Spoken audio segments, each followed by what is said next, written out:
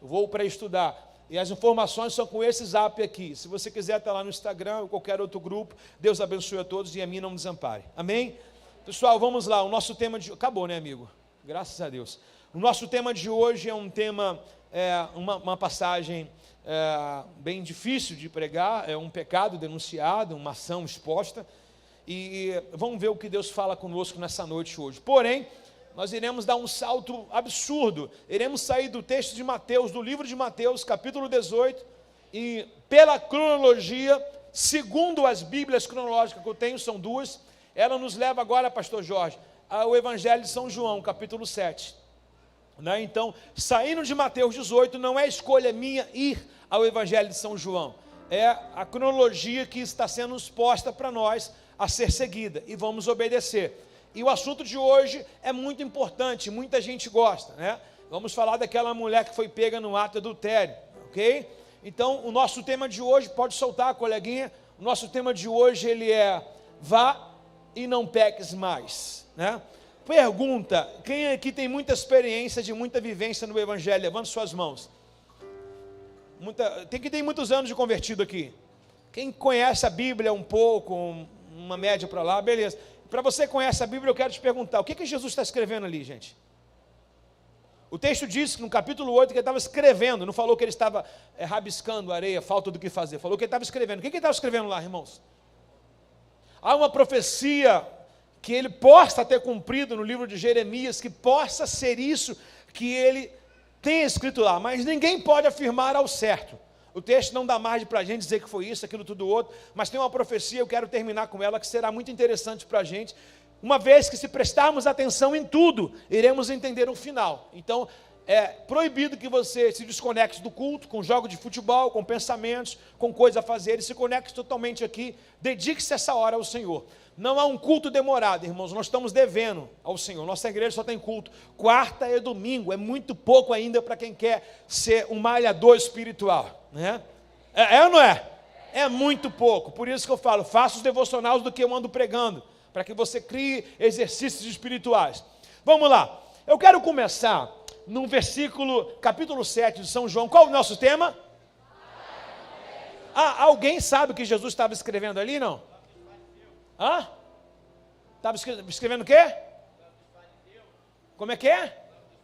O nome dos fariseus? Ih, o irmão aqui está quente ou está frio? É um pouco... está fora. Mas o que ele estava escrevendo ali que a gente vai descobrir hoje? A nossa intenção não é trazer nada do que você não conheça, apenas startar e linkar aquilo que você já viu, mas não percebeu, né? Então eu quero começar no Evangelho de São João, no capítulo 7, o capítulo que antecede, né? O capítulo 8, que é interessante para a gente. Iremos pregar sobre o capítulo 8 hoje. Porém, o capítulo 7 ele é muito importante, porque um texto sem contexto seria um pretexto. O porquê do capítulo 8? Por que alguém leva a mulher para lá? Isso tudo é descrito no capítulo anterior. A mulher, na verdade, era uma plataforma, né? A mulher, na verdade, era um objeto, não era uma mulher em si, que alguém que levou ela para ser acusada dava importância a ela. Na verdade, ela era um objeto, uma isca para pregar Jesus. Era só isso. E começando aqui no capítulo 7, no verso de número 5 de João, amigo, João 7, 5, nós temos assim, pois nem mesmo seus irmãos o criam nele. O texto diz para a gente, antecedendo isso aí no versículo 1, lê em casa, ou faça a leitura na célula. O texto nos descreve que era uma festa, chamada Festa da Cabana. Festa de quê? Festa da Cabana. O que é Festa da Cabana? São festas memorativas de Israel, criança no ministério infantil. São festas comemorativas e memorativas, comemora-se e com a memória do que aconteceu no passado. Essa festa remete ao tempo que o povo ficou no Egito, e eles saíam peregrinando pelo deserto e montavam-se cabanas segundo aonde o tabernáculo de Deus era estacionado. Tabernáculo, a nuvem vinha, pairava, Moisés estacionava o tabernáculo debaixo, Deus estava acima dela, e o povo montava suas cabanas ao redor. Então, essa cabana é para mostrar a dependência no deserto, e aonde eles se alojavam, né? No deserto. Então, chamado Festa da Cabana, festa comemorativa, festa do acampamento, né? A festa da peregrinação desse povo no deserto. E era essa festa em Israel. E Os irmãos de Jesus disseram assim: tu não vai para a festa não? Jesus não queria se expor. Apesar de ele estar na metade do seu ministério para o final, ele não queria se expor ainda. Havia uma perseguição sobre eles, entre os religiosos, entre aqueles que prestavam serviço às autoridades, né, políticas, e o povo também. O povo estava, na verdade, dividido. Israel estava dividido. E aí, Jesus é ou não é o Messias?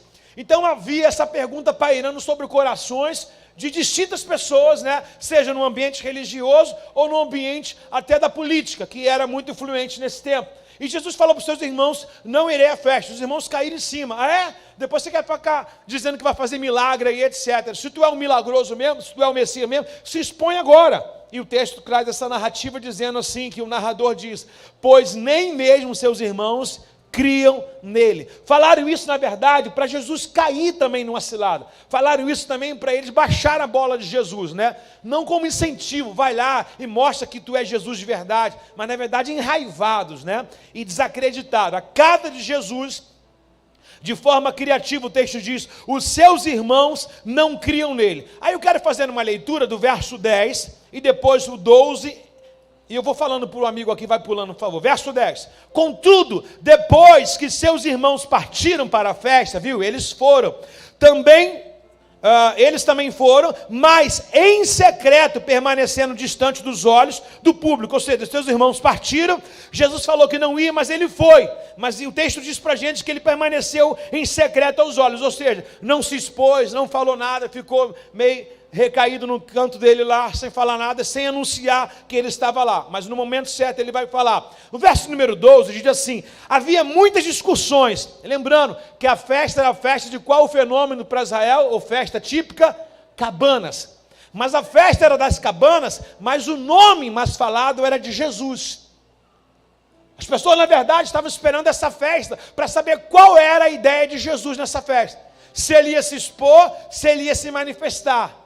Então era um momento de grande relevância para Jesus, de ele atingir o máximo de pessoas, mas era um momento mais ainda frágil do seu ministério, ao ponto de ele antecipar aqueles que haveriam de pegar ele no momento certo. Aí no verso 12 diz: havia muitas discussões a seu respeito entre as multidões. Alguns afirmaram: esse homem é um homem muito bom. Festa das cabanas, mas o assunto é quem? Jesus. Esse homem é um homem muito bom. Enquanto outros diziam: ele não passa de um impostor que engana o povo. Os judeus, verso 15, que estavam ali, ficaram admirados ao ouvi-lo. Como ele sabe tanto sem ter estudado, perguntaram um. Jesus resolveu se expor e falar. Em um grupo muito pequeno, ele vai ainda se expor à Assembleia Geral, mas aqueles que ouviram falaram assim: nossa, como que ele tem sabedoria se ele não estudou? Eles não tinham conhecimento. Na verdade, o que Gamaliel vai dizer no texto tem todo sentido. A gente julga o papel pela bala sem conhecer o conteúdo. Então, vão dizer que ele não é da Galileia, vão dizer: como pode ele ser o Messias? O Messias não vai vir da Galileia, mas ele não veio da Galileia, ele foi criado na Galileia. Ele nasceu em Belém, como diz a Escritura. E agora, mais uma vez, está dizendo que ele não estudou. Como não? Se José e Maria receberam essa função, se a gente vê José e Maria levando ele para as festas judaicas também, e no momento que ele se perde, ele está ensinando as pessoas de maior cultura, de inteligência espiritual e líderes.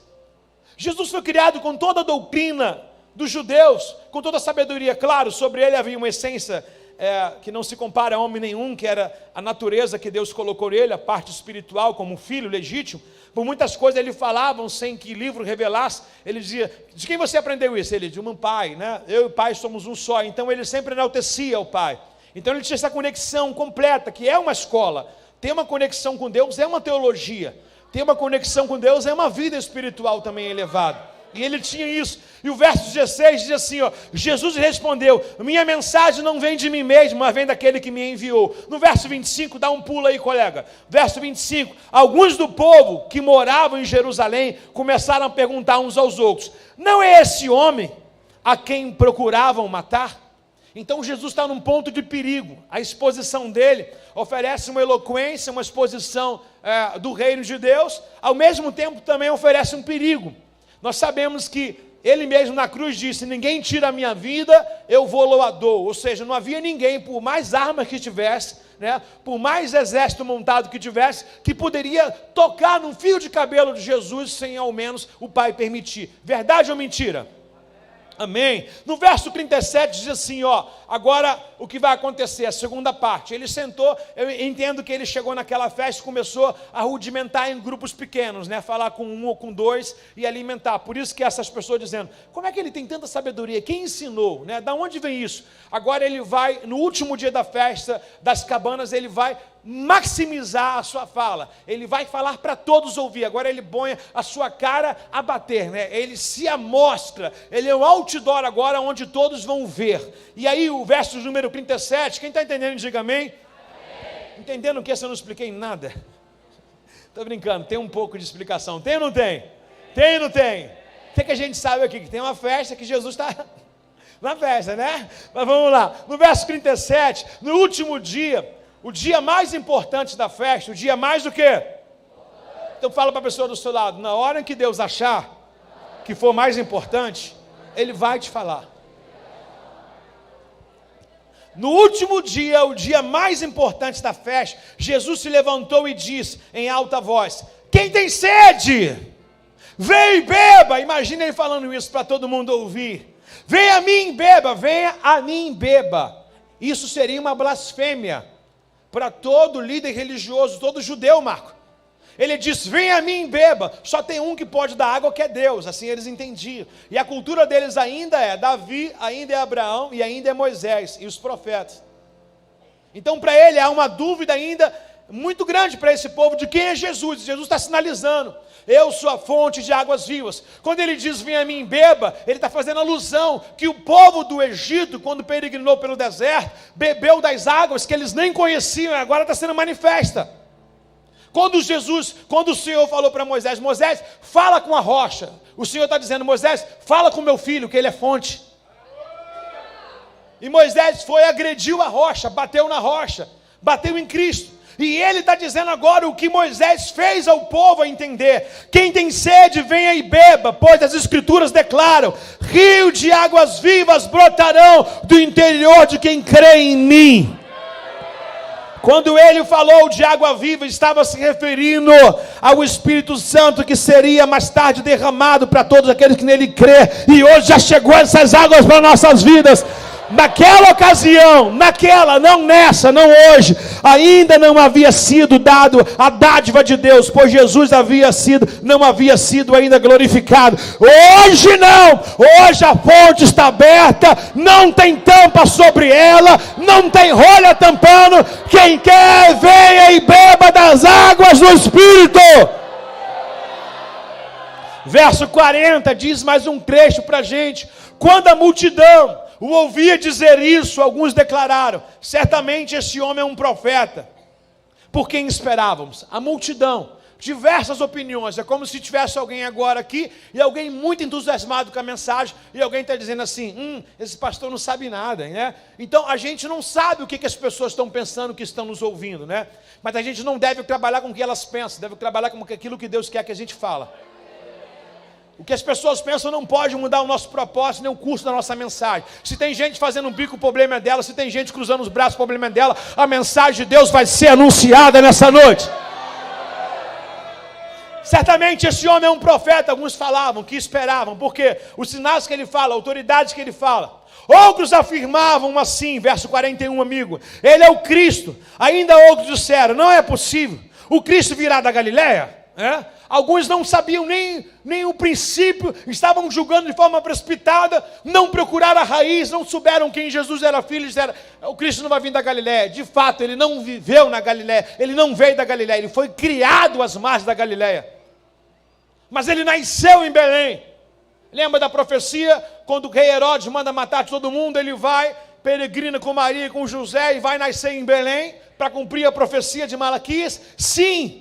Isso se cumpre. Aí o texto vai dizer no verso 42, a Escritura afirma claramente que Cristo nascerá da linhagem de Davi. Aconteceu, da tribo de Judá, em Belém, e povoado onde o rei Davi nasceu. Aconteceu tudo isso, só que eles são ainda nestos no seu entendimento. Verso 43, assim a multidão estava dividida a respeito de Jesus. Como é que a gente vai querer hoje ter 100% do povo, se a multidão naqueles dias, com a pessoa de Jesus em vida, estava dividida? Será que a gente vai agradar a todos? Não iremos agradar a todos. Mas nem todos aqueles que desagradam pelo teor da nossa mensagem devem nos paralisar na nossa mensagem. A nossa mensagem é muito mais do que uma crítica. A nossa mensagem vale muito mais do que aqueles que viram o bico. A nossa mensagem vale muito mais do que aqueles que não querem acreditar. Nós não falamos de nós mesmos, falamos da fonte. E a fonte continua inesgotável. Quem tem sede, vem e beba das águas da vida. Alguém pode receber isso em seu coração, amado? Alguém testifica essas coisas? Nós não somos daqueles que retrocedem. Ele é o mesmo ontem, hoje e sempre. O poço está aberto. Estamos em rebote. Venham e bebam das águas. O texto diz claramente que a multidão estava dividida a respeito de Jesus. Lembrando qual é a festa? Das cabanas. Mas parece que Jesus era mais importante que as cabanas. Sim. Porque aquela cabana tipificava uma morada eterna no qual eles iriam ainda conseguir. E Jesus representava o tabernáculo de Deus, a presença. Portanto que ele faz um convite: não vão à cabana, vinde a mim todos vós estáis cansados e sobrecarregados. Ele era o templo, ele era o tabernáculo. Quando ele falou que derrubaria esse templo por 3 dias, ressuscitaria de novo e levantaria, ele estava dizendo dele. Ele é o tabernáculo definido por Deus nos homens. Ele tem muito mais eloquência que qualquer uma festa judaica. Ele é o tabernáculo de Deus. Ele é a aliança de Deus com os homens. Ele nos representa com o Pai. Nele nós encontramos morada. Na casa de meu Pai há muita morada. Se não for assim, não vou, eu teria dito: encontrarei lugar para vós. Quem tem um pedacinho no céu já aí, meu irmão? Aleluia. Então havia uma mente dividida ao respeito de Jesus. Repita comigo assim essa fala: eu preciso entender que pessoas se dividirão com as minhas opiniões, mas nem por isso deixarei as minhas opiniões que vêm de Deus invalidadas. Aprendam isso, irmãos. Aprendam isso. O que você fala, você pode tomar o coração de 90% de pessoas. 90% pode acreditar. Uma massa mínima, ainda que 10%, pode desacreditar. Ou se fosse o inverso, irmã Nádia, 90% desacreditando e 10% acreditando, acredite. O que ligar na terra é ligado no céu. Jesus, mesmo com opinião dividida, ele não se deixou por baixo, ele continuou a falar. E aí, preste atenção o que vai acontecer agora no verso 44. Alguns queriam que ele fosse preso, mas ninguém pôs as mãos nele. Quando os guardas, lembrando que ali tinha toda a nata religiosa, os judeus, o povo por completo ali, era uma festa no qual o povo participava. Se tivesse só os líderes religiosos, a festa não acontecia, quem movimentava é o povo, gente de tudo quanto é lugar indo para Jerusalém para cultuar e fazer essa festa acontecer. E agora o texto diz que os guardas estavam lá também, os guardas do templo, pessoas que cultivavam, mantinham a religiosidade de Israel em alta, a disciplina, e os guardas estavam ouvindo ele. Olha que a mensagem de Cristo, assim como a de Paulo pegou aquele guarda lá em Atos 16, a mensagem de Cristo também pegou o guarda. Quem é o guarda nessa história? Aquele que vem para criticar, aquele que vem para falar mal, mas quando vê que a fonte é original, vê que a presença é verdadeira. Aí volta para casa pensando diferente, assim: eu tinha noção que era uma coisa, mas é mais do que eu pedi, mais do que eu pensei, mais do que eu imaginei. Muitos de vocês vieram para cá julgando parede preta, julgando etc e tal, e hoje nós nos tornamos o quê? Aquilo que a gente tanto criticou, nos tornamos participativos. Por quê? Porque a gente viu que não tem como contender contra a vontade de Deus, contra a obra de Deus. Quem não é contra é a favor. Quando os guardas do templo voltaram, verso 45, sem ter prendido Jesus, foram para isso, mas não cumpriram tal ação. Os principais sacerdotes e fariseus perguntaram: por que vocês não trouxeram ele? Os guardas voltaram, somente com seus braceletes, as suas roupas de soldado, bem armado, com suas varas, suas espadas, o que seja de arma. Voltaram de mão vazia, com suas armas na mesma condição. E os líderes religiosos mencionados aqui disseram assim: por que vocês não prenderam? Olha a fala dos guardas. Verso 46. Nunca ouvimos alguém falar como ele. Alguém que vivia no templo, tinha contato com os religiosos, era criado com toda a sã doutrina do farisaísmo, falando assim, é um tapa na cara dele. Nunca ouvimos alguém falar como ele. Por isso que não o prendemos. Ou seja, vimos que não há dolo nele, ele fala a verdade, cujo qual vocês mesmos não falam. Dá para entender isso aqui. Aí no verso 47, vai dizer que os líderes fariseus ficaram, enraivados com isso, e o texto diz para a gente, vocês foram enganados por ele agora, e zombaram deles, dos guardas, os fariseus. Por acaso algum de nós, entre os líderes fariseus, crê nele também? A multidão ignorante o segue, mas eles não têm conhecimento da lei, e são amaldiçoados por causa disso. Então, muito importante, Nicodemos. Quem é Nicodemos? Aquele homem respeitado, aquele líder, aquele homem cabeça de todo o farisaísmo daqueles tempos, que era também um príncipe, que era também alguém de grande postura, de João capítulo 3, que foi perguntar a Jesus sobre a vida eterna. O Nicodemos toma uma postura e diz assim, então Nicodemos, o líder que antes havia encontrado com Jesus, perguntou, olha, peraí pessoal, a lei permite em que alguém condene algum homem sem antes mesmo haver uma audiência com ele? O que é audiência? O que ele fala, saber a linha de pensamento dele. Então, estavam julgando o papel pela bala. E Nicodemos cala todos eles lá. Aí no verso de número 52, você também é da Galileia? Perguntaram para Nicodemos, responderam eles.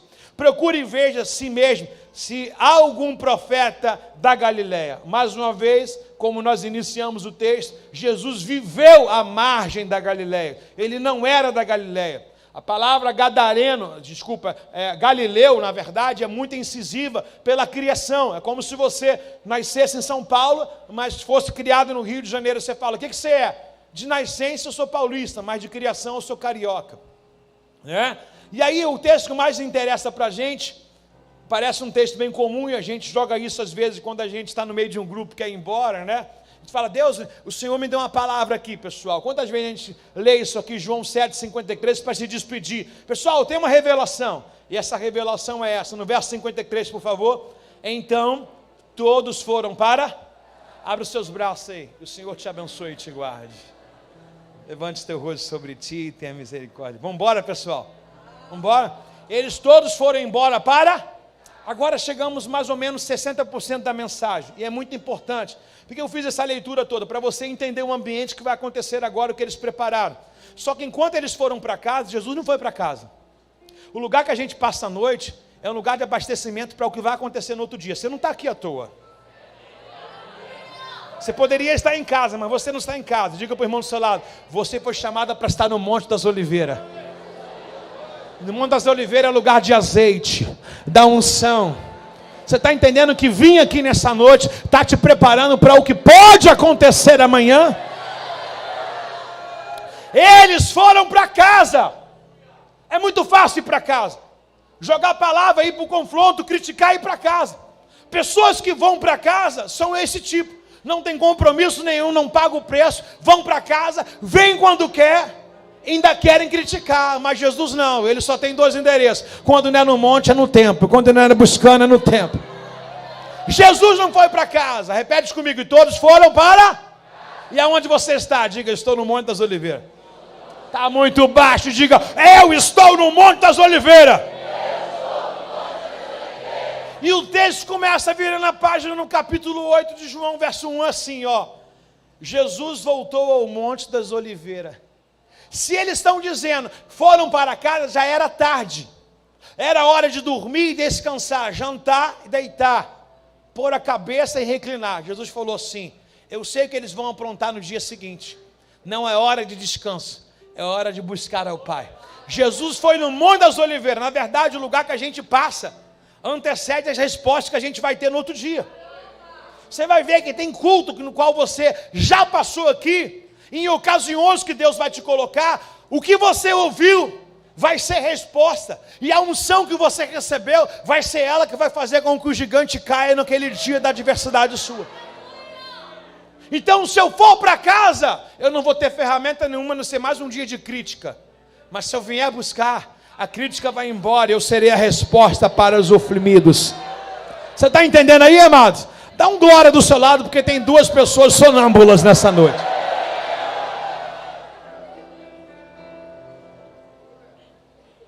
Jesus voltou para o Monte das Oliveiras. Que máximo! No verso 2, na manhã seguinte. O que é na manhã seguinte? Enquanto eles foram descansar, talvez tirar sarro, talvez ir para casa descansar, repousar o seu corpo, Jesus foi se abastecer na fé. E essa é a nossa diferença. Há alguns que vão dizer assim: você está fazendo muito, vai para casa. Mas há aqueles que seguem Jesus na risca, vão dizer: irmão, vamos buscar o Senhor enquanto é tempo. Aqueles que não vão deixar você descansar, irão tirar você da tua zona de conforto, irão tirar você do teu sofá, irão dizer: é tempo de buscar ao Senhor, é tempo dos montes da oliveira, buscar ao Senhor enquanto se pode achar. Está ouvindo? Invocar enquanto está perto. Está me ouvindo? Se está me ouvindo, expressa aí no seu lugar, amado. E agora o dia seguinte é posto.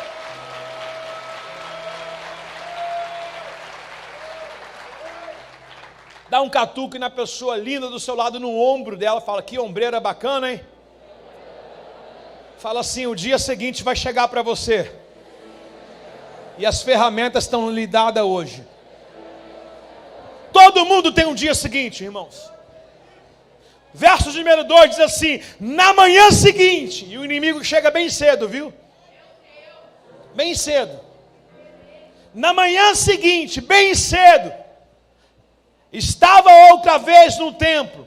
Logo se reuniu com a multidão e se assentou e a ensinou. Jesus está ensinando a multidão. O compromisso dele é com esse. Quem foi para casa? Os judeus, os líderes, os fariseus, os saduceus, os guardas. E eles voltaram. Então, os mestres da lei, fariseus, lhe trouxeram uma mulher pega em ato de adultério e colocaram diante da multidão e disseram: mestre, quer dizer Jesus, esta mulher foi pega no ato. Ela não estava saindo da casa. O que é ato? Nós vimos. Ela estava agarradinha. Pensa em dois cachorros na rua que não conseguem separar. Pegamos e tiramos de cima do rapaz. Pegamos essa mulher no ato do adultério. Quando diz adultério, não é fornicação. O que é adultério? Uma das partes, ou as duas partes mencionadas, tem o seu esposo, ela, e o seu marido, ela e a sua esposa, ele. Ela é casada e ele é casado. Só que o texto está dizendo que pegaram ela. Cadê o rapaz? Sumiu? É fantasma? Invisível? Virtual? Cadê o rapaz? Será que essa mulher adulterou sozinha? Hã? Cadê esse candango? Mestre, essa mulher foi pega no mar do adultério. Disseram eles a Jesus: a lei de Moisés, a palavra. Eles são muito bons para criticar, né? E para usar o que ele quer. Não é o imparcial, é no parcial. O texto mostra para a gente uma parcialidade. O que é parcialidade? Julgando somente ela, mas deveria ter o outro homem lá, já falo disso. Julga um lado só, o outro não, né? Aí, ó, a lei de Moisés ordena que nós pegrejamos ela. O que o Senhor diz? Na verdade, a mulher é só um objeto. Ninguém está nem aí para a mulher. Eles estão tratando ela como mais um número. Na verdade, o que eles querem aqui é ver uma falha em Jesus. Aí pega e expõe a mulher. Aí o texto vai dizer para a gente, que eu acabei de ler no verso 6, procuravam apanhá-la numa armadilha ao dizer isso, algo que pudesse usar contra ele. Jesus, porém, apenas inclinou e começou a escrever com o dedo na terra. Imagine alguém, no maior momento que você pode ser morto ou vivo, Imagine, por exemplo, uma coisa aqui, um assaltante vem para... Deus guarda essa igreja, viu? Mas é o comum que a gente vê nas páginas comum. Alguém vem todo nervoso, perdeu, quer tirar a sua vida. Imagine você fazer assim, ó: Pai, guarda a minha vida nesse momento. Enquanto esse rapaz está com a arma apontada, não sei qual direção, mas entrega. Você imagina isso? É mais ou menos o que Jesus fez. Ele poderia ali naquele momento até ser apedrejado junto por blasfemar. Poderia nem ter tempo de levar ele ao sinédrio. Na verdade, o sinédrio estava presente ali. Poderiam exumar ele ali de uma hora para outra ali, mas ele não está nem aí para os acusadores. Sabe o que os acusadores gostam? Da nossa atenção. Eles gostam que a gente debatam com eles. Eles não têm assunto, querem o nosso assunto. Eles não têm o que fazer e querem o que a gente está fazendo. Aí Jesus pega e desce a terra. E nesse momento, jovem, que ele desce a terra, ele pega o dedo e começa a escrever. Aí guardei essa parte lá para o final. O mais interessante é a gente entender que a lei, tem umas jogadas que eu esqueci, vara que canta aqui, canta lá, pau que canta aqui, canta... Como é que é esse negócio? Eu esqueci. Vento que venta, mas não tem de pau também? Assim, pau que pega aqui, pau que bate lá? Tem não? Feijão capítulo 1, versículo 2. Pau que bate aqui, pau também bate lá, entendeu? Tem alguma coisa de pau, não tem? Isso aí. Pau ou vara que canta no Chico, também canta no Francisco. Não é? Chico e o Francisquinho também tem que apanhar junto, sim ou não? Não vale apenas uma parte só. Ou não é, pessoal? E agora, por que trouxeram somente a mulher de bala? Por que trouxeram somente a mulher? Cai na nossa consciência elaborativa, todo mundo tem um pouquinho científico, né, de detetive. Quem não é detetive, irmão? Quem não vê um filme de suspense, você começa a falar, pô, mas não sei o que, isso aqui lá, né? Todo mundo tem um pouco de detetive. Aí chega no fim do filme, você fala assim, me enganei, preciso apurar mais os meus sentidos. É ou não é? Quem já não se decepcionou num filme quando pensou que era alguma coisa, né? Quem matou Odete Roitman? Quem lembra dessa novela, meu irmão? Pelo amor de Deus, sangue de Jesus tem poder, irmão? Eu não era crente não, viu? Eu sei o que vocês fizeram no verão passado. Quem não caiu em si na casa de papel pensando uma coisa, era outra, um monte de coisa. Essa série doida que vocês veem aí. Essa série doida que vocês veem aí. Só que a gente tem um poder investigativo e é nosso. É um faro. É uma essência que Deus colocou. Para alguns é fofoca, mas para outros é propósito. Porque tem gente que mete o nariz onde não é chamado, né? Não consegue resolver e quer se meter, entendeu? Mas tem uns que conseguem resolver e tem que se meter. Então, para quem não tem patente para resolver, é fofoca. Agora, para quem consegue resolver, é propósito. Depende. Tem alguém comigo? Não. Só que somente a mulher foi chamada. Diga, ai meu Deus. Está fraco? Diga, ai meu Deus. Deuteronômio capítulo 22, verso 22, jovem, por favor. Deuteronômio 22, 22. Quando um homem, lei mosaica, já que eles suscitaram a lei de Moisés, quando um homem for achado, deitado com uma mulher que tenha marido, então ambos morrerão. Quem tem que morrer? Quem tem que ser levado? Cadê o homem dessa parada? Ambos morrerão. O homem que se deitou com a mulher e a mulher que assim tirará o mal de Israel. Então a lei pega para quem? Pastor César, por favor, o pau que bate em quem?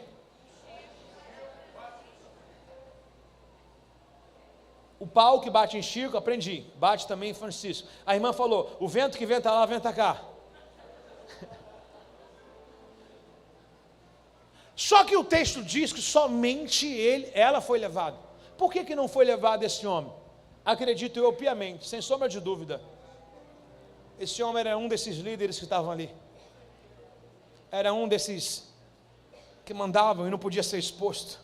Ia queimar a nata. Jesus, sabendo disso, se teve capacidade de esconder a uma, ainda que os que estavam acusando não eram fornicadores, nem adúlteros, mas só o fato de omitir a verdade já se torna um mentiroso, um pecador. É ou não é, pessoal? E a lei manda levar os dois, e não levaram. Por que não levaram? Porque alguém muito importante, com dízimo muito alto, alguém de um cargo eclesiástico bem elevado, não pode ser exposto. O pau que pega em Francisco também tem que pegar na canela de Chico.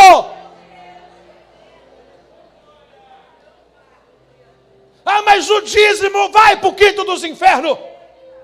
Ah, mas se arrancar, sai a família toda. Vai não, irmãos. Vamos cuidar, né? Mas cuidar com correção, para agradar a Deus, viu? Esse negócio de passar pano em quente, vem cá, o fulano é muito importante. Já fez muito, mas errou.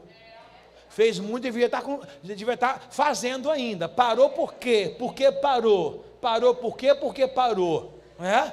Então precisa de uma correção. Só que ocultaram por quê? Porque é amigo. É amiguinho. É parceiro. Mas taca a mão na pedra para atacar no outro. Por que não taca no seu amigo também? Mas vieram com a mão na pedra. Mas o migo está guardado. Não deixa o migo para lá, porque foi ela que se insinuou. Ela que se insinuou. Ó, a conversa do judeu. Bom, foi ela que estava muito dada. E ele? Quer dizer que é assim agora? O outro não tem culpa? A gente tem escolhido a parcialidade. Quem merece, quem não merece. Vê se tem alguém no seu lado, faz assim, ó. Chico, Francisco, pode fazer na frente. Pega assim, pega a mão esquerda e direita. Cuidado com os pastores aí, irmão. Pega e fala assim, ó. Vai ser Chico e Francisco. Pá! Tem gente que não quer fazer. Pode fazer, irmão, está autorizado. Você aguardou por isso a vida inteira. Pastor, ainda bem que esse irmão sentou na minha frente. Chegou a tua hora. Liga da Justiça. E aí, Davi? Paz, minha irmã. Vamos lá? Então a lei mandava colocar quem? Ele e ela. Mas o interessante daqui é esse fato ignorativo de Jesus. É o meu português, você está certo. Mas Jesus ignora todo mundo. Ele não está nem aí. E esse fato de ignorar vai enraivar mais ainda os líderes religiosos. Olha como é que eles irão falar agora no verso 7, capítulo 8, amado. Verso 7. Eles continuaram a exigir uma resposta. Vamos lá, capítulo 8, verso 7. Eles continuaram. Ó, pois. Ô Jesus, Deuteronômio, irmão. É João, querido. É João. Até João viu, tu não viu, irmão. Vamos lá. Eles continuaram a exigir uma. Como é que Jesus está? Pega o dedinho, não aquele dedinho que você acusa, mas o dedinho que você escreve. Faz assim no chão, por favor. Imagine Jesus assim, ignorando. Ele não estava com o dedinho olhando para a cara dos judeus, irmão. Ele estava com o dedinho olhando o que ele estava fazendo. Imagine os caras enraivados. Quer ver uma coisa que deixa o Sambalate e Tobias enraivado? É quando a gente fala para eles, não posso olhar, não posso ir, estou envolvido numa grande obra. Jesus escrevendo na terra, eles ficaram enfurecidos. Porque essas coisas aqui me dá a intenção que eles aumentaram. E qual é? Vai ignorar a gente? Fala alguma coisa, diz alguma coisa. Tu não falou que é Messias, tu não falou que é o Filho de Deus. E eles continuaram a exigir uma resposta. Vai responder a gente não? Quem cala consente. Eu imagino que deve ter essas coisas. Então era você que estava com ela essa noite. Se não falar, era você. Imagine Jesus ouvindo isso tudo. Eu acredito que deve ter sido esses acusadores. Sim ou não lá? Deve ter, porque nos nossos dias acontece. Eles continuaram a exigir uma resposta, de modo que ele se levantou e disse: aquele de vocês que nunca pecou, atire a primeira pedra. Joga no chão agora. Você fede no cocosito igual a todo mundo. O teu número 1, o teu número 2 não cheira nada bem. Se acorda com um hálito terrível. Quando você descer a sepultura, em 3 dias o seu corpo vai estar totalmente podre. O seu dinheiro não lhe compra a sua salvação. O seu conhecimento não traz Deus uma eloquência, não. Somos todos iguais. O que nós somos? Farinha do mesmo saco. Então pode jogar essa pedrinha fora. Quem não tem pecado, que atira a primeira. Quem tem pecado aqui, levanta as mãos. Levante as mãos lá em cima. Se não tiver, a gente vai jogar um pouco em você agora que a gente está cheio. Aí tem gente que não está levantando a mão, joga um pouquinho para o lado e fala, pô, divide aí, camarada. Todos nós pecamos no pensar, no falar, no agir, no ocultar. Nós não temos poder de incriminar ninguém, corrigir sim. Mas olha quem tem que corrigir, talvez não é você. E aí Jesus falou para aquela galera entendida de Bíblia, entendida do assunto.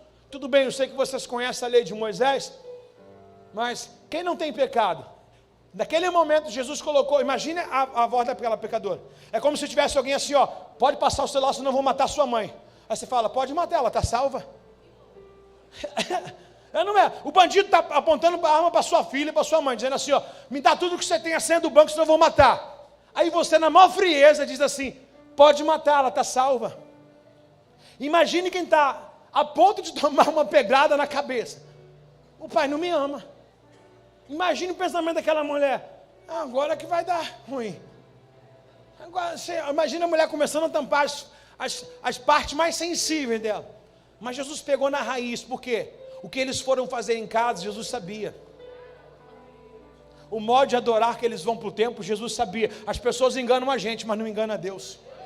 Aquela mulher é a prova, já que nós somos pecadores, aquela mulher é a prova que a gente não sabe de nada, ele sabe de tudo. Cuidado com a aparência dos líderes religiosos. Cuidado com a aparência dos guardas da casa. Cuidado com a aparência daqueles que estão querendo rudimentar o arraiar. E na mesma hora, quando ele diz, quem não tem pecado, atira a primeira pedra, o que é que vai acontecer? O texto vai colocar a idade. Pula o próximo versículo. O texto vai dizer, não sei se agora os mais velhos. Então inclinou-se novamente e voltou a escrever na terra. Ele deu a sentença. Irmão, agora imagine se uma pedra pega naquela mulher. Como é que vai ficar o testemunho de Jesus? Alguém morrer na frente dele? Qual a pessoa que apareceu morta na frente de Jesus que não houve ressurreição? Então ele estava com 2 trabalhos. Mas acredite, o mestre sabe. Talvez o discípulo pense assim, poxa, ele mandou a gente sair lá do barco, está no meio aqui do oceano, aqui, do mar da Galileia, agora vem essa tempestade, na cabeça do discípulo, ele nos abandonou, na cabeça de Marta, já é o 4º dia, na cabeça daquela mulher, por que ele vai deixar acontecer isso? A nossa cabeça sempre é desesperador, porque parece que tem uma palavra de Deus que não vai combinar, não vai vingar, não vai dar certo. Parece que às vezes o que a gente ouve nos desprotege a gente, parece que o que a gente ouve, em vez de nos abençoar, nos aliançar, nos colocar num caminho, parece que manda a gente parar. Sabe, o que tudo parece que vai dar ruim para a gente, já deu bom para Deus, irmãos. Sabe, irmãos, que as noites mais escuras são as noites que aparecem as estrelas, irmãos. Eu não sei quanto tem sido escuro o teu caminho, eu não sei quanto tem sido tenebroso, mas acredite, acima da nuvem nunca deixou um sol de brilhar, irmão. Imagina aquela mulher dizendo assim, agora dá ruim. Qual é o primeiro? Será que vai começar pelo pé ou pela cabeça? Quem não tem pecado, atira a primeira pedra. Ele não autorizou, mas colocou uma qualificação. Quem não fez o que ela fez, quem é melhor do que ela, por favor, está no direito de apedrejar. Segundo a lei, tem autoridade.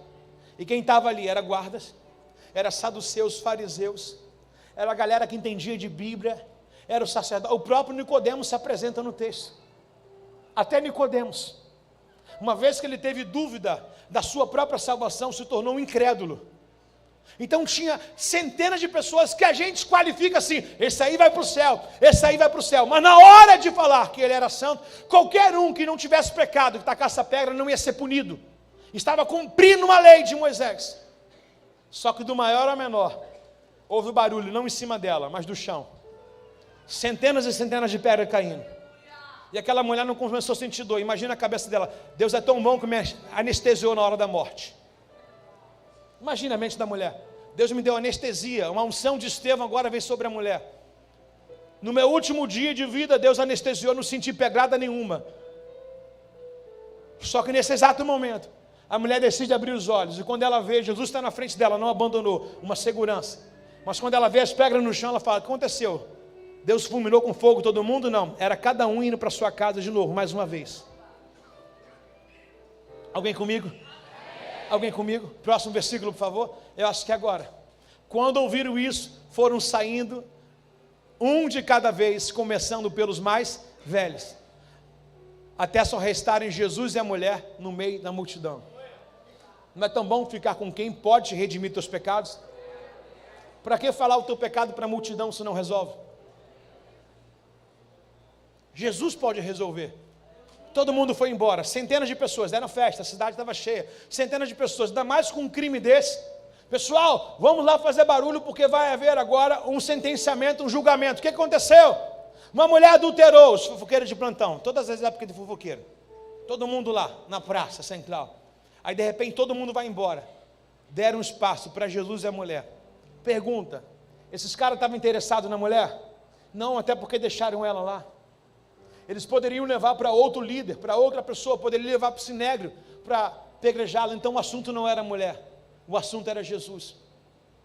Pessoas têm usado outras pessoas para te derrubar, mas não é pessoas, não é ocasião, é você. Eu não sei qual a ferramenta que o diabo tem utilizado para a tua vida de julgamento, para falar de você, mas olha o que eu te digo nessa noite: nenhuma arma forjada, por diferente que ela seja um de outro, nenhuma ferramenta preparada, nem a mais afiada ferramenta preparada contra nós prevalecerá, irmãos. Nenhuma língua forjada, nenhum dedo apontado, nenhuma pedra apontada, nada vai nos tirar da presença do Eterno. Se tem alguém sentindo a proteção de Yahvé, reage nesse lugar aí, meu irmão, pelo amor de Deus.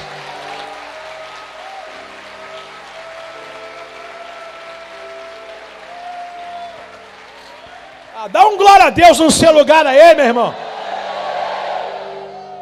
Imagine agora, quem aqui, por esses dias, ou ainda está sendo criticado, zombado, caluniado, defamado por alguém? Tem alguém? Tem alguém? Imagine que o Senhor agora, olha quantas pessoas, imagine que o Senhor agora fala assim: chegou a hora agora de você esquecer dos acusadores e está só eu e você agora. Agora, esse exato momento é o teu gabinete, você e Jesus. Lembrando que você está sendo acusado de algo que você fez, mas você pode se arrepender. A história é real.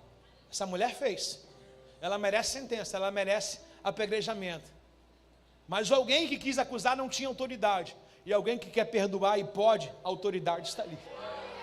Quando nós viemos para esse lugar, estamos diante da maior oportunidade da nossa vida, irmão. Qual a oportunidade? De qualquer mente atrofiada, qualquer mente incriminada, qualquer palavra em que entrou no nosso coração pode sair agora. Por quê? Porque quem pode perdoar está presente nesse lugar. Olha, se eu não tenho fé para acreditar que Jesus está nesse lugar e quem está falando é o pastor Alexandre, eu não deveria ter vindo para cá. Eu preciso entender que Jesus tem voz na igreja. Eu preciso entender que o Espírito está na igreja. Eu preciso entender que essa é a comunhão dos santos.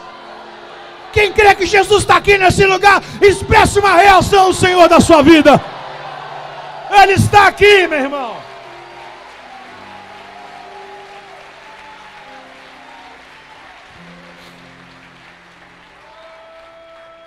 Até que só restaram Jesus e a mulher no meio da multidão. A multidão foi embora, desculpa, os criminalistas foram embora, os acusadores foram embora. E a multidão fica, junto com a mulher e Jesus. A multidão não tem nada a ver, está cumprindo o papel dela. Mas o assunto ali é aquele tribunal, e agora? Não é lícito que a mulher apenas seja perdoada no tribunal dos homens.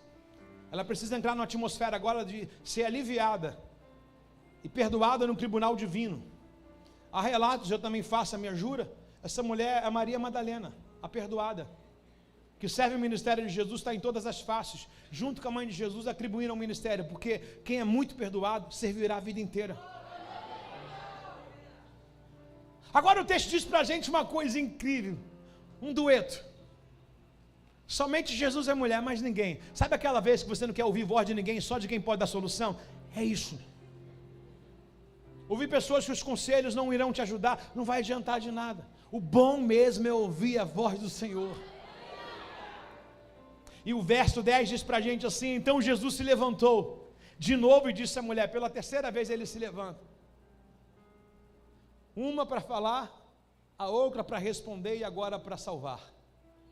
Então Jesus levantou de novo e disse à mulher: onde estão os seus acusadores? nenhum deles te condenou? Imagine Jesus dizendo isso para a pessoa mais perversa do universo. O serial killer, o estuprador de criança, um marido que foi mal a vida inteira, um filho que foi perverso a vida inteira, alguém gastou 40 anos na droga, na bebida, na prostituição. O Senhor está dizendo assim: alguém te condenou? Alguém tem a capacidade de te condenar? A mulher examinou a vida dela toda. Certamente essa é uma prática habitual daquela mulher. Não foi somente essas vezes, foram outras. Ela estava alimentando aquilo que era comum para a vida dela. E nesse momento ela examina, e ela não pensa somente nesse homem, ela pensa no que ela já fez a vida inteira. Ela está pensando no tanto que ela traiu os filhos dela, a casa dela, a família dela, está pensando em tudo nela. Quando Jesus fala, ninguém te condenou, é um plural. Jesus está indo muito mais além, desde o dia do nascimento. Talvez Jesus está pegando assim, o abuso que você teve, a rejeição que foi te dada, a traição que te ofereceram, porque essa mulher na verdade pode estar dando aquilo que ela recebeu de alguém. Aí Jesus está indo num ambiente de cura, indo de encontro à alma daquela mulher para dizer assim, ninguém pode fazer nada por você, né? É o que ele está querendo dizer. Ninguém pode te ajudar, né? Se não é para ajudar, eles te atrapalham, não é isso? Aí ele vai e diz para ela assim, onde estão os teus acusadores? Nenhum deles te condenou? E ela vai responder, não. Senhor, muda tudo. Lembra que ele estava escrevendo? No momento que ele estava escrevendo, a mensagem era criptografada, somente para ela. Nesse momento que todo mundo está acusando, ela está se convertendo. Ela conhecia a profecia, possivelmente, que ele estava escrevendo. Portanto que o texto diz que ela chamou ele de quê? Se ela chama de Senhor, ela se coloca na condição de quê? Serva. Uau. Sai, esquece.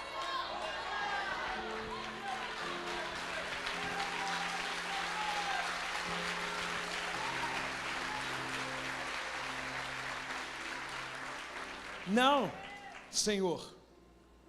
Como que ela tratava os homens? Qual é, rapá? O que foi? O linguajar dela mudou. Porque ela entendeu a mensagem subliminar, criptografada. Por que Jesus desceu por 2 ou 3 vezes para escrever? Às vezes a gente pensa que o cuidado de Deus vai ser falando. Deus está trabalhando com sinais para nós.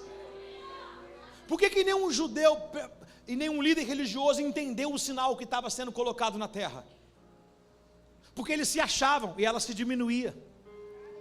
Lembrando que se ela está sendo acusada, sentenciada, qual é a posição que as pessoas vão tacar uma pedra nela? Ela está como? Ela está largada sobre o chão. Eu acredito que ela estava assim, ó. Sim ou não? Jesus se redime, vê de um campo de vista, não consegue enxergar. Que Deus é esse, irmão? Que Deus é esse?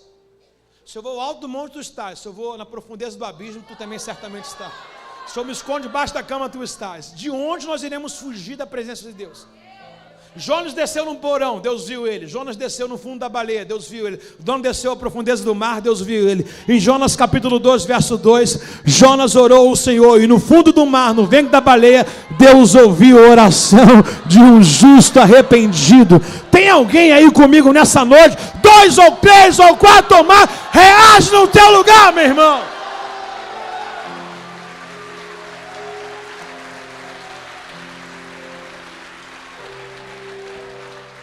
Mulher, cadê os teus acusadores? Foram embora? Não te tacaram pedra? Não te condenaram? A mulher responde no verso 11, não, Senhor, respondeu ela.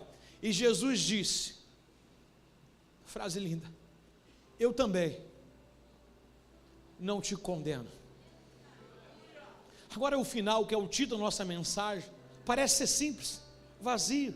Pastor, o que tem a ver essa palavra? Jesus acabou de zerar a vida dela ali. O que ela veio, ela não voltou mais fazendo. Jesus disse para ela assim, vai e não peques mais. Por quê? Porque eu acabei de zerar os teus pecados. Foi lançado no mar do esquecimento. A tua vida foi zerada. Se os humanos não te acusam, eu na condição de Deus não me atrevo. Vá e não peques mais. Em outras falas, não faça as mesmas coisas que te trouxeram aqui. Não cometa os mesmos atos no qual esses homens tomaram a sua mão. vá e não peques mais, os teus pecados eu não me lembrarei. Mas tem alguém aí, duzinho só, mais umzinho só, dos teus pecados não me lembrarei mais.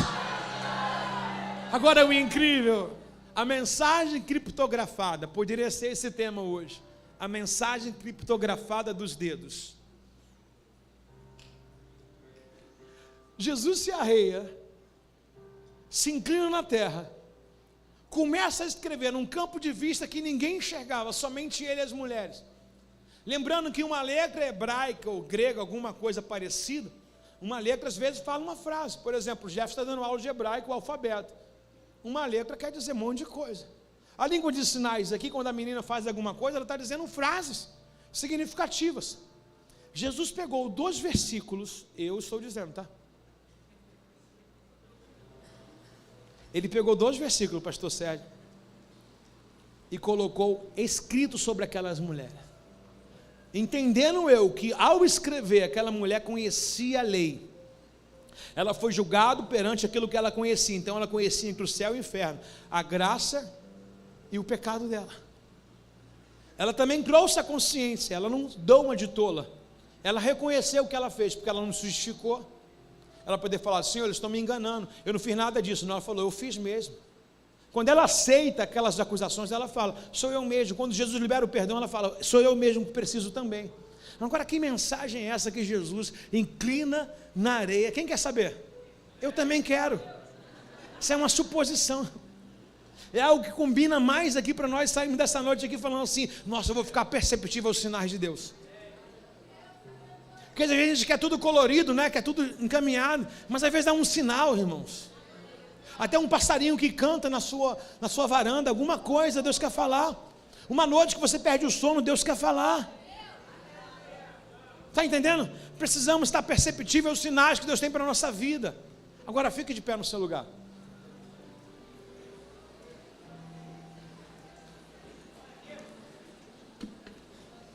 Glória a Deus. Obrigado, Júnior.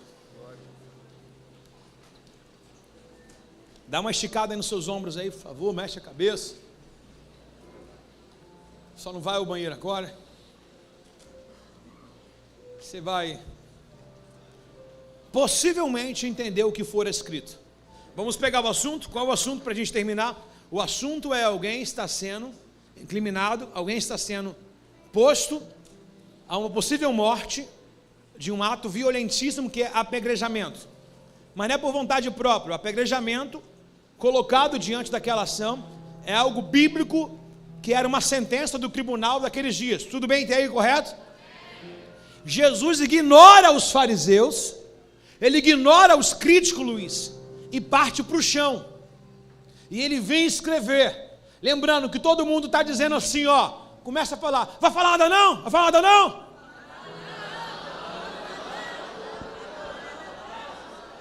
A mulher aqui, adúltera. Eu sou Jesus. Você é a mulher adúltera.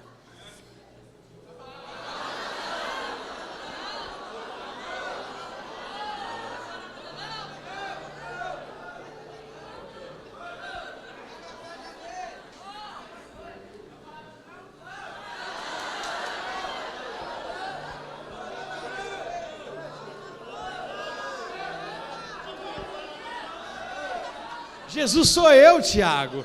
Ele é a mulher adúltera. Ela é a mulher adúltera. Ela está por um fio da sua morte. E morrer sem salvação seria o lago de fogo direto. Está diante da graça, a última oportunidade da vida dela, como os ladrões na cruz de Lucas 23. E de repente Jesus não dá mais atenção a eles. Discretamente, Jesus inclina e começa a escrever na areia. Quem tem a chance da última palavra? Quem dá a última palavra? Eu estou condenado, mas quem tem a última palavra sobre a minha vida? E ele está escrevendo. O que ele está escrevendo? Fica aí, mulher.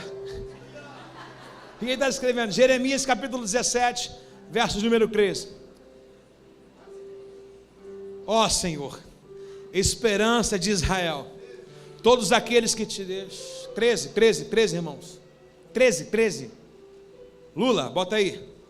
Ó Senhor, esperança de Israel, todos aqueles que te deixam serão envergonhados. O que ela está passando? Então certamente ela abandonou quem? Todos aqueles que te deixam serão o quê? Os que apartam de mim serão escritos sobre a... Escrito sobre a... O que Jesus está escrevendo? A lei. Escrevendo a promessa. Escrevendo sobre a... Olha os assuntos, escrevendo sobre a terra. Porque abandonaram o Senhor, a fonte de águas. O que ele anunciou que ele era? O que ele anunciou que ele era? Repete comigo, verso 13. Verso 13. Só tem a Bárbara aqui. Verso 13. É Jesus falando. Verso 14. A resposta da mulher. Então segura isso aí. Ela vai responder. Vai, irmão. Sara-me, Senhor, e eu sararei. Salva-me, Senhor, porque tu és o meu louvor. Reage aí no teu lugar. Se tu recebe isso, os homens não te acusam, eu também não te acusarei. Reage no seu lugar. Dê louvor ao Senhor. Expresse uma reação ao nome dEle. Imagina ele escrevendo para nós aqui, né? O capítulo e versículo, Jerê 17 e 13. A mulher lembrou e falou: me desviei, olha que estou sendo exposta pelo meu pecado. Aí imagina ele pegando um parágrafo de baixo e dizendo para ela: lê logo. Aí a mulher disse assim para ele: sara-me, Senhor, e serei sarada, cura-me, e serei sarada. Ai, irmãos, a gente vive num século terrível, irmão, mas terrível. O que tem de gente com pedra para atacar na gente, o que tem de gente armada contra a gente, mas hoje tem um bálsamo para a nossa vida, sabe? Tem um bálsamo de cura, tem um bálsamo de a gente se inclinar. Nós iremos fazer o convite para quem está afastado voltar para Jesus, quem sabe hoje. É a frase que Deus escreveu para a sua vida. Mas eu queria orar com aqueles que querem ser redimidos dos seus pecados, dos seus perdão, mesmo sendo servo, mesmo achando que é tão bom assim, mas já criticou e acusou alguém. Sabe, se você hoje, nessa noite, hoje, se encontra nessa qualificação: Deus, preciso de misericórdia, de graça na minha vida. Hoje eu me coloco na condição dessa mulher, não de um líder, de alguém que sabe muito. Eu preciso de perdão, eu preciso me redimir, eu preciso me encurvar, eu preciso buscar do Senhor. Se algum crente da mensagem hoje falou ao teu coração, sai daí, pare com essa hipocrisia e venha ao altar. Se alguma fala hoje encaixou no que você está vivendo, no que você está passando, sai, pegue na mão de quem você quiser e vem no altar, venha à frente, dê um espaço, venha buscar e venha orar. Vamos adorar ao Senhor, como diz essa mulher: sara-me, Senhor, e sararei.